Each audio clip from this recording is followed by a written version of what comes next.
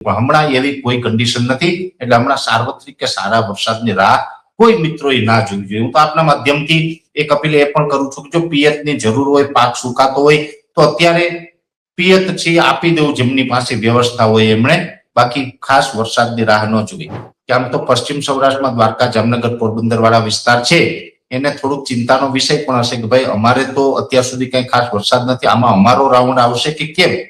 25 August બાદ રાજ્યની અંદર એક બંગાળની ખાડીની મોટી સિસ્ટમ છે ગુજરાત તરફ આવી શકે, પણ 25 ઓગસ્ટ બાદ તો આગળ ઉપર જોવા જઈએ તો લગભગ 17-18 તારીખ, 16, 17 અને 18 તારીખ આ 3 દિવસ એવા હશે કે એ દિવસો દરમિયાન ઝાપટાઓનું પ્રમાણ છે રાજ્યભરની અંદર વધવા જઈ રહ્યું છે. ઝાપટાઓ પડશે, એમાં કોઈ સાર્વત્રિક કે સારો વરસાદ નહીં. આ એક થોડીક તીવ્રતા વધારે દક્ષિણ ગુજરાતના જે મહારાષ્ટ્ર બોર્ડર લાગુ વિસ્તાર, સપ્ટેમ્બર મહિનામાં પણ એકંદરે ખૂબ સારા વરસાદ રહેવાના છે. સપ્ટેમ્બર આવશે ગુજરાતી માસ પ્રમાણે પણ જોવા જઈએ તો શ્રાવણ પછી પૂર્ણ થઈને ભાદરવા મહિનાની જે શરૂઆત થશે તો ભાદરવામાં પણ વરસાદ હશે. આપણે દેશી કહેવત છે ભાદરવો ભરપૂર, એમ ભરપૂર કદાચ રહી શકે છે. અને આમ આ ચોમાસું છે લગભગ 10 ઓક્ટોબર સુધી ચાલવાનું. ગુજરાતમાં ઘણા દિવસનો વરસાદે વિરામ લીધા બાદ ફરીથી શરૂઆત થઈ ગઈ છે. ગુજરાતના અમુક જિલ્લાઓની અંદર મેઘરાજાએ જળબંબાકારની સ્થિતિ સર્જી છે, પરંતુ ગુજરાતના હજુ પણ અમુક જિલ્લાઓ એવા છે કે જે વરસાદ માટે તરસી રહ્યા છે. ત્યારે આગામી જે રાઉન્ડ આવી રહ્યું છે વરસાદનો, એ રાઉન્ડની અંદર જે જિલ્લાઓ એટલે કે પશ્ચિમનો જે વિસ્તાર છે એને શું ફરીથી વરસાદનો લાભ મળશે કે કેમ, અને આગામી દિવસોને લઈને વરસાદની શું સ્થિતિ રહેવાની છે, એ તમામ બાબતે આજે આપણે વાતચીત કરવી છે. ત્યારે આપણી સાથે વાતચીત માટે જોડાયા છે હવામાન નિષ્ણાત પરેશ ગોસ્વામી સાહેબ. સાહેબ, સ્વાગત છે આપનું સ્વરાજમાં. જી નમસ્કાર. નમસ્કાર સર. સર, અત્યારે ગુજરાતમાં આમ તો વરસાદી રાઉન્ડ કહી શકાય, વરસાદી માહોલ છે એ શરૂ થઈ ગયો છે. અમુક જિલ્લાઓની અંદર વરસાદનો અત્યારે જળબંબાકારની સ્થિતિ સર્જી પણ છે. તો આગામી દિવસોની અંદર સાર્વત્રિક ગુજરાતમાં વરસાદની કોઈ સંભાવનાઓ દેખાઈ રહી છે, અથવા તો વરસાદની જે સ્થિતિ છે એ કેવી રહેવાની છે એ બાબતમાં? ચોક્કસથી જો પેલા તો આપણે આમ સંપૂર્ણ વિગત આ ચોમાસાની વાત કરવા જઈએ તો આજે 12 ઓગસ્ટ થઈ ચૂકી છે, એટલે લગભગ કહી શકાય કે 50% જેટલું ચોમાસું છે એ ક્યાંક ને ક્યાંક પૂર્ણ થયું છે. જે આપણું 4 મહિનાનું ગુજરાતનું ચોમાસું છે જે 15 જૂનથી લઈ અને 15 ઓક્ટોબર સુધી જનરલી આપણે ચાલતું હોય છે. હવે એમાંથી 50% ચોમાસું છે એ આપણે પૂર્ણ કરી ચૂક્યા છે. હવે પછીનો જે સમય છે ને ત્યાં સુધીમાં આપણે જોવા જઈએ તો 50% કરતા વધારે વરસાદ પણ પડી ચૂક્યો છે. વરસાદમાં જોવા જઈએ તો આ જે 50% વાત કરીએ છીએ તો એમાં 58% વરસાદ છે અત્યાર સુધીમાં નોંધાયો છે. પણ આ ઓલ ઓવર ગુજરાતની એવરેજ છે, કોઈ એક બે જિલ્લાની વાત નથી. કેમ કે અમુક જિલ્લા છે એમાં ઘણું બધું નબળું છે, અમુક જિલ્લામાં તો દુષ્કાળ જેવી પરિસ્થિતિ પણ અત્યારે જોવા મળી રહી છે. પણ ઓલ ઓવર ગુજરાતમાં કોઈ જગ્યાએ વધારે, કોઈ જગ્યાએ ઓછો, પણ 58% વરસાદ વરસ્યો છે. સૌથી ઓછો વરસાદ છે કચ્છ જિલ્લામાં 20% આસપાસનો વરસાદ છે. એવી રીતે દક્ષિણ ગુજરાતની અંદર સૌથી વધારે 80% વરસાદ છે. સૌરાષ્ટ્રના ભાગોની અંદર 43% આસપાસનો જે વરસાદ વરસ્યો છે. એવી જ રીતે ઉત્તર ગુજરાતના ભાગો છે એ વિસ્તારની અંદર 42% સુધીનો વરસાદ વરસ્યો છે. અને મધ્ય ગુજરાતમાં જનરલી દર વર્ષે ઓછો હોય, છેલ્લા એક દાયકાથી ઓછો વરસાદ પડતો હતો, પણ ત્યાં પણ આ વર્ષે જોવા જઈએ તો લગભગ 44% સુધીનો વરસાદ વરસ્યો છે. એટલે આમ બધામાં અલગ અલગ ટકાવારી છે. જેમ જોવા જઈએ તો સૌરાષ્ટ્રમાં ભલે 43% વરસાદ વરસ્યો છે, પણ પશ્ચિમ સૌરાષ્ટ્રના દ્વારકા, જામનગરના 50% ભાગ હોય, પોરબંદર જિલ્લો છે, આમાં તો દુષ્કાળ જેવી સ્થિતિ છે, એમાં હજુ વરસાદ જ નથી. ઘણી જગ્યાએ તો વાવણી લાયક વરસાદ પણ નથી. પણ ત્યાં ઓછો હોય, પણ જુનાગઢ કે રાજકોટ હોય કે ભાવનગર, ગીર સોમનાથમાં વધારે પડ્યું હોય ત્યારે સૌરાષ્ટ્રની આખી એવરેજ આવતી હોય છે. એમ 58% સુધીનો વરસાદ છે એ ઓલ ઓવર ગુજરાતની સરખામણીએ વરસ્યો છે. અને આ વર્ષે જે લાંબા ગાળાનું અમારું અનુમાન છે ને એમાં પણ એપ્રિલ મહિનાની અંદર અમે દર વર્ષે એપ્રિલ મહિનામાં વાર્ષિક કાર્યક્રમો લોન્ચ કરીએ છીએ. એ મુજબ એપ્રિલ મહિનામાં પણ અમે એક અનુમાન વ્યક્ત કર્યું હતું કે લગભગ 2026ના ચોમાસા દરમિયાન 90 થી લઈને 93% સુધીનું ચોમાસું રહેશે. તો એમાં 58% વરસાદ વરસી ચૂક્યો છે. મતલબ એવો છે કે હજુ 45% ચોમાસું છે એ વરસાદ છે એ વરસવાનો છે. 45% વરસવાનો છે, પણ હવે ક્યારે? કેમ કે યોગ્ય સમય, એમાં જો 45% વરસાદ જે વરસવાનો છે એ મેડમ એક સાથે વરસી જશે તો ગુજરાતને બહુ ફાયદો નથી.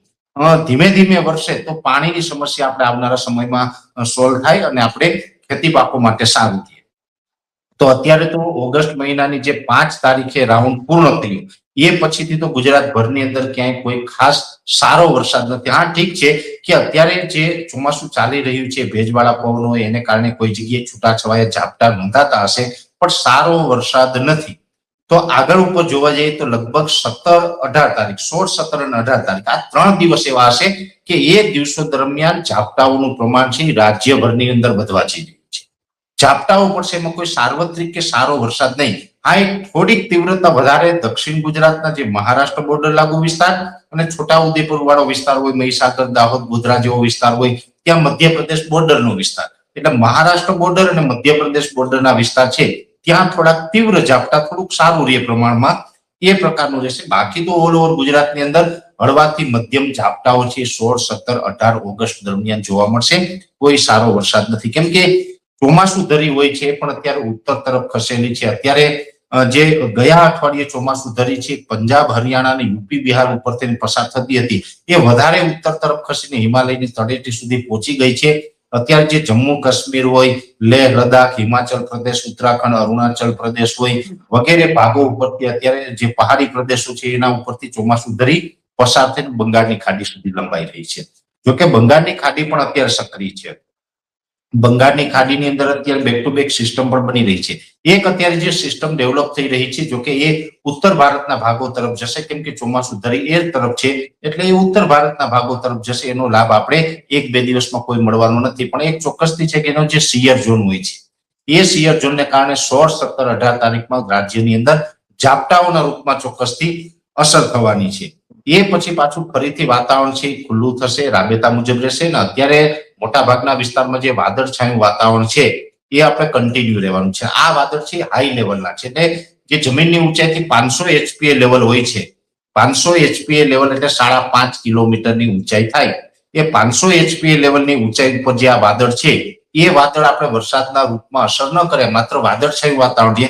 જો વાદળ છે નીચલા લેવલ ઉપર હોય એટલે કે 750 HPA લેવલ છે, 850 HPA લેવલ છે, આ લેવલે વાદળ હોય ને એમાં જો મજબૂત સિસ્ટમ બને તો એ વરસાદના રૂપમાં અસર કરતી. પણ હમણાં એવી કોઈ કન્ડિશન નથી, એટલે હમણાં સાર્વત્રિક કે સારા વરસાદની રાહ કોઈ મિત્રોએ ના જોવી જોઈએ. હું તો આપના માધ્યમથી એક અપીલ એ પણ કરું છું કે જો પિયતની જરૂર હોય, પાક સુકાતો હોય તો અત્યારે પિયત છે આપી દેવું જેમની પાસે વ્યવસ્થા હોય એમણે, બાકી ખાસ વરસાદની રાહ ન જોવી. એ પછી બંગાળની ખાડીની અંદર એક સિસ્ટમ બનશે અને ત્યાર પછી અમુક જે કહી શકાય કે પેરામીટરો એવા સેટ થતા લાગે છે કે 25 ઓગસ્ટ બાદ રાજ્યની અંદર એક બંગાળની ખાડીની મોટી સિસ્ટમ છે ગુજરાત તરફ આવી શકે, પણ 25 ઓગસ્ટ બાદ.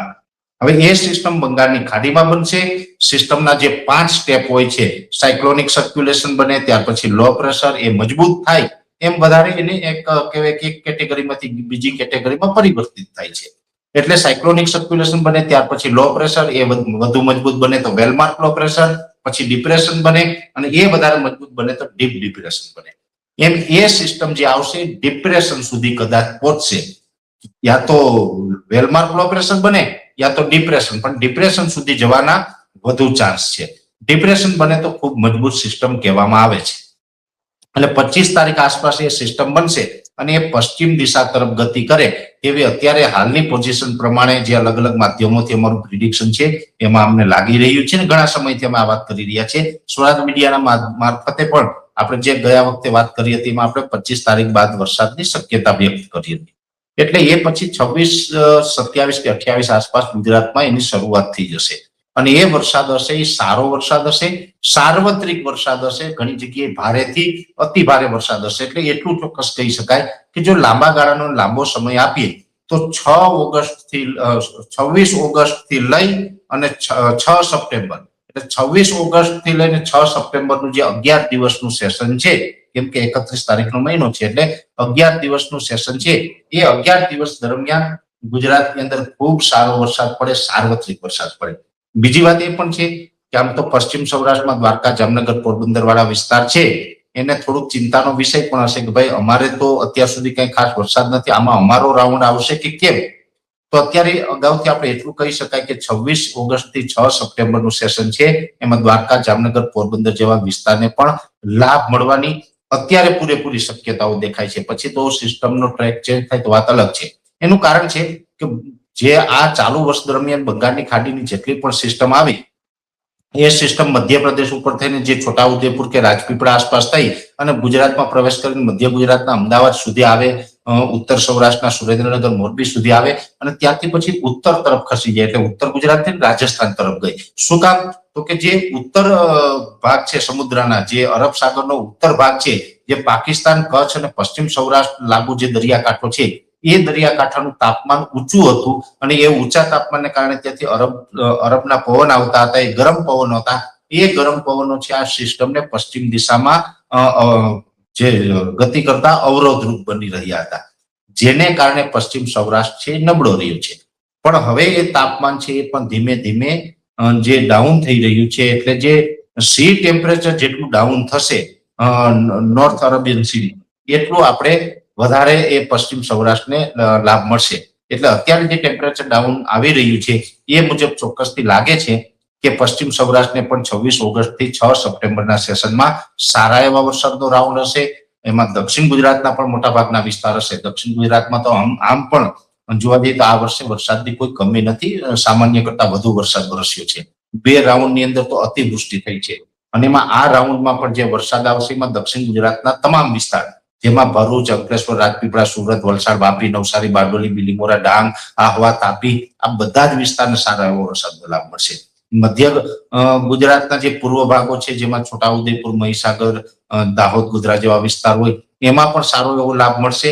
મધ્ય ગુજરાતમાં આણંદ, નડિયાદ, ખેડા, વડોદરાથી લઈને અમદાવાદ, ગાંધીનગર, વિરમગામ, સાણંદ જે બધા વિસ્તાર છે એ તમામ વિસ્તારને પણ સારા એવો વરસાદનો લાભ મળશે. સૌરાષ્ટ્રને પણ પછી સૌરાષ્ટ્રના જે નોર્થ સૌરાષ્ટ્રમાં સુરેન્દ્રનગર, મોરબી હોય અથવા તો પછી બોટાદ, ભાવનગર, અમરેલી, ગીર સોમનાથ, જુનાગઢ, રાજકોટ, ત્યાંથી લઈને પશ્ચિમ સૌરાષ્ટ્રના જે પોરબંદર, દ્વારકા, જામનગર, બધા જ સારા વરસાદનો લાભ મળી શકે છે. એ જ રીતે ઉત્તર ગુજરાત ને કચ્છ જિલ્લો આમ તો વિસ્તારની દ્રષ્ટિએ ખૂબ મોટો છે. લગભગ કહી શકાય કે ભારતનો સૌથી મોટામાં મોટો, આખા દેશનો સૌથી મોટામાં મોટો જિલ્લો છે કચ્છ જિલ્લો વિસ્તારની દ્રષ્ટિએ. અને ઘણી બધી કન્ટ્રી છે ને એ પણ કચ્છથી નાની કન્ટ્રી છે. જેમ કે ઇઝરાયલ છે, કચ્છથી પણ કદાચ વિસ્તારની દ્રષ્ટિએ નાનું હશે. તો એવી રીતે મોટો જિલ્લો છે તો સ્વાભાવિક રીતે ત્યાં થોડું પ્રમાણ વરસાદમાં અસમંજસતા વાળું રહેતું હોય છે, કેમ કે અમુક વિસ્તારમાં વધારે પડી જતો હોય, અમુક વિસ્તારમાં બિલકુલ ન હોય. અને એમાં પણ કચ્છનો ભાગ છે આમ દરિયાકાંઠે પણ છે, પણ ત્યાં રણ વિસ્તાર લાગે છે. રણ વિસ્તાર હોય ત્યાં થોડું વરસાદનું પ્રમાણ ઓછું રહેતું હોય. ઠીક છે કે એક દાયકાની અંદર જે ગ્લોબલ વોર્મિંગ અને જે બદલાતી જતી જે વેધરની પેટર્ન છે એને કારણે કચ્છમાં એક દાયકાથી સારા વરસાદ પણ થાય છે. છતાં પણ કચ્છનું રણ છે ક્યાંક ને ક્યાંક વરસાદને ડિસ્ટર્બ કરતું હોય, છતાં પણ આ રાઉન્ડની અંદર કચ્છમાં પણ સારો વરસાદ પડશે. એટલે ઇન શોર્ટ એટલું કહી શકાય કે 25 ઓગસ્ટ સુધી કોઈ સારા વરસાદની અપેક્ષાઓ નથી. 16, 17, 18 ઓગસ્ટમાં જે હશે એ છૂટાછવાયા સામાન્ય ઝાપટાઓ હશે. મધ્યપ્રદેશ, મહારાષ્ટ્ર બોર્ડરે થોડી તીવ્ર ઝાપટાવાળી અસર થશે. બાકી તો આપણે સામાન્ય ઝાપટા હશે, વાદળછાયું વાતાવરણ હશે. 25 ઓગસ્ટ બાદ પછી 26, 27 કે 28 તારીખમાં ગમે ત્યારે ચાલુ થાય, એ 6 સપ્ટેમ્બર સુધી ચાલે અને એ રાઉન્ડની અંદર કદાચ સારા વરસાદનો લાભ મળે તેવી શક્યતાઓ છે અત્યારે. એ અમારું પ્રિડિક્શન છે. આગળ પછી સિસ્ટમમાં ફેરફાર થશે તો પણ ચોક્કસથી આપણા માધ્યમથી અમે માહિતી આપશું. પણ અંતે એટલું ચોક્કસ કહી શકાય કે આ રાઉન્ડ સારો છે ને એ પછી સપ્ટેમ્બર મહિનો આવશે. સપ્ટેમ્બર મહિનામાં પણ એકંદરે ખૂબ સારા વરસાદ રહેવાના છે. સપ્ટેમ્બર આવશે ગુજરાતી માસ પ્રમાણે પણ જોવા જઈએ તો શ્રાવણ પછી પૂર્ણ થઈને ભાદરવા મહિનાની જે શરૂઆત થશે તો ભાદરવામાં પણ વરસાદ હશે. આપણે દેશી કહેવત છે ભાદરવો ભરપૂર, એમ ભરપૂર કદાચ રહી શકે છે. અને આમ આ ચોમાસું છે લગભગ 10 ઓક્ટોબર સુધી ચાલવાનું છે. 10 ઓક્ટોબર સુધી એકંદરે વરસાદ છે પડતા રહેશે. એટલે જે કાંઈ 45% જેવા વરસાદની જે આપણે અત્યારે ઘટ અનુભવીએ છીએ કે એટલી આપણે વરસાદ પડવાની સંભાવનાઓ છે, ત્યાં સુધીનો વરસાદ છે એ કદાચ પડી જશે. અને અંતે અત્યારે ભલે થોડુંક ચિંતાનું કારણ છે, એમાં પણ ઓગસ્ટ મહિનામાં થોડીક ચિંતા વધારી છે ચોમાસાએ, પણ એ ઓગસ્ટ એન્ડ અને સપ્ટેમ્બર મહિનામાં એ ચિંતા દૂર થશે. ખેડૂતોને પાણીની પણ કદાચ વ્યવસ્થા થઈ જશે. શિયાળુ પાક અને ઉનાળુ પાક વાવેતર કરી શકે એ પ્રકારની ચોક્કસથી વ્યવસ્થા થાય તેવું અત્યારે અમારું એક બેઝિક અનુમાન છે. જી સર, આપે જે પ્રમાણે માહિતી આપી એ પ્રમાણે આમ જનતાને તો થોડોક રાહતનો શ્વાસ મળ્યો છે, પરંતુ ખેડૂતોને પણ ક્યાંક ને ક્યાંક ખ્યાલ આવી રહ્યો છે કે આગામી દિવસોમાં વરસાદની સ્થિતિ આ પ્રમાણે રહેવાની છે, જેના લીધે એ લોકો પાકને જોઈ અને પોતાની રીતે નિર્ણય લેવામાં પણ ક્યાંક ને ક્યાંક આ માહિતી મદદરૂપ થતી રહેતી હોય છે. તો સર, આજે સ્વરાજમાં જોડાઈ અને તમામ માહિતી આપવા બદલ આપનો ખૂબ ખૂબ આભાર. જી, થેન્ક યુ સર.